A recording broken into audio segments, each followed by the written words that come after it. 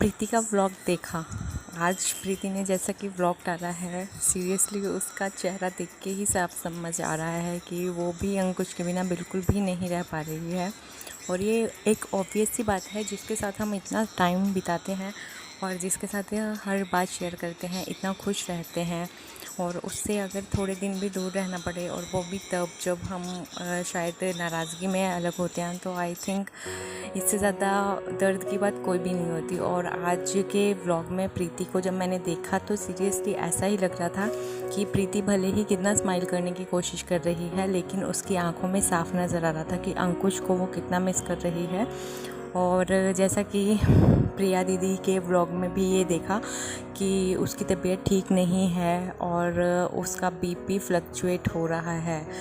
इससे ये साफ पता चलता है कि प्रीति पूरी तरह से अंकुश को याद कर रही है और बुरी तरह से अंदर ही अंदर इस चीज़ को सोच रही है कि अंकुश के बिना वो नहीं रह सकती। और ये सच है, जब किसी से हमारी शादी होती है तो चाहे हम चाहें या ना चाहें, लेकिन एक ऐसा रिलेशन बन जाता है कि उसके बाद अगर हम अलग होते भी हैं तो नहीं रह जाता। अगर इन लोगों की बात हो रही है तो ठीक है, वैसे देख के प्रीति का चेहरा देख के ऐसा लग नहीं रहा है कि ये दोनों फ़िलहाल ये अपनी नाराज़गी के बीच कोई बात कर रहे हैं, क्योंकि दोनों के चेहरे पे एक शिकन तो ज़रूर है।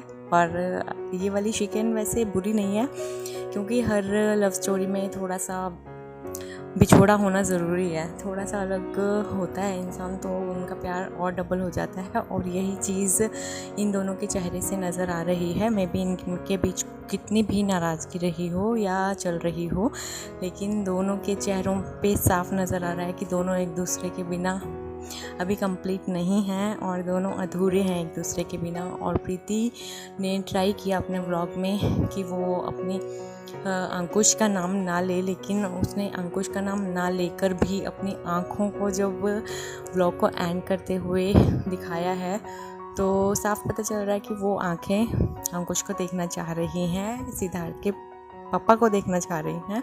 और अंकुश की आंखों में भी साफ नज़र आ रहा था जो उनके चेहरे के भाव हैं, अभी तक वो अच्छे से, उनकी आवाज़ भी अच्छे से नहीं निकल पा रही है। तो ये एक बहुत ही अच्छी चीज़ है। भले दुनिया कुछ भी करना चाहे, लेकिन जो दिल में प्यार होता है या एक पक्का वाला रिलेशन होता है ना, वो कभी भी टूटता नहीं है। तो इन दोनों का भी ऐसा ही है। आई एम श्योर कि ये दोनों इस जो भी लड़ाई झगड़ा है या जो भी है वटेवर, उसके बाद जब ये मिलेंगे तो सीरियसली इनका प्यार दोगुना तिगुना हो जाएगा। और दोनों के चेहरों पर जो अभी थोड़ी सी मायूसी नज़र आ रही है, वो पूरी तरह से खुशी में ज़रूर हमें दिखाई देगी बदलती हुई। और मैं ये सोच रही थी कि प्रीति का दर्द आई कैन अंडरस्टैंड। जैसे कि अभी मेरी शादी को 7-8 साल होने वाले हैं और हमारी कहीं पे भी लव मैरिज नहीं थी। यहाँ तक कि हमारी मैरिज तो ऐसे भी नहीं थी कि हम शादी से पहले ज़्यादा मिले, बस एंगेजमेंट थी, उस टाइम हम मिले थे और उसके बाद हम मिले सीधा शादी में।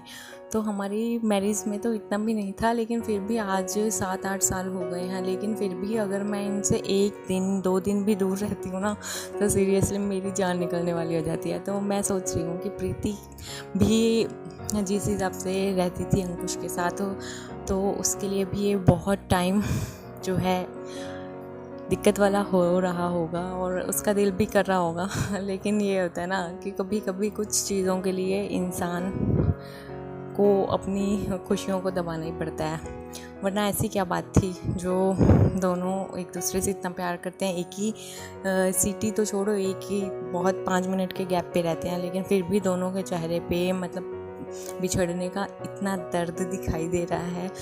लेकिन मुझे बहुत सीरियसली बहुत अच्छा लगा ये चीज़ देखकर कि दोनों ही एक दूसरे से कितना प्यार करते हैं।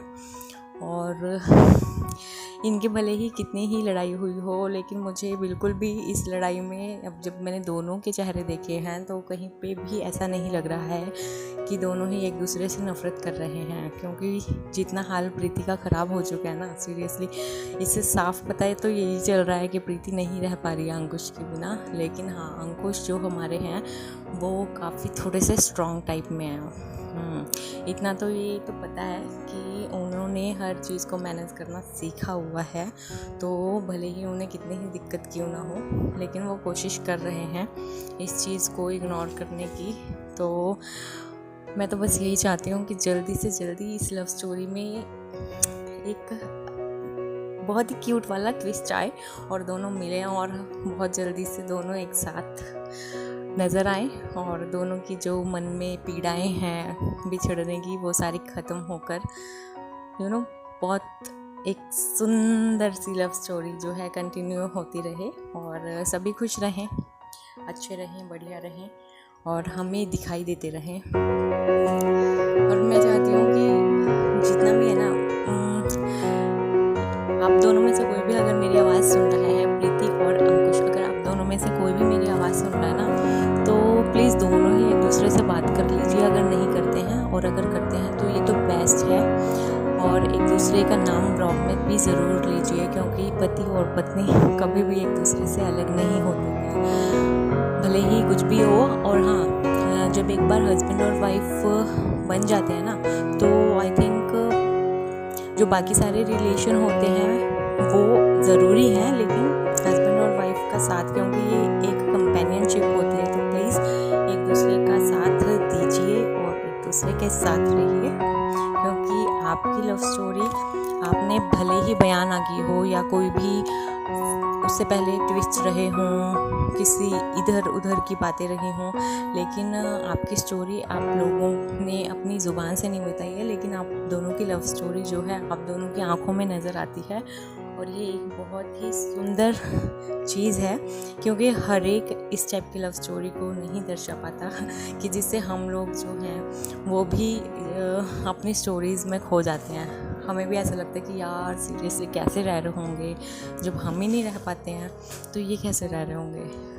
तो लड़ाई झगड़ा मत कीजिए, एक दूसरे से बहुत अच्छे से बात कीजिए।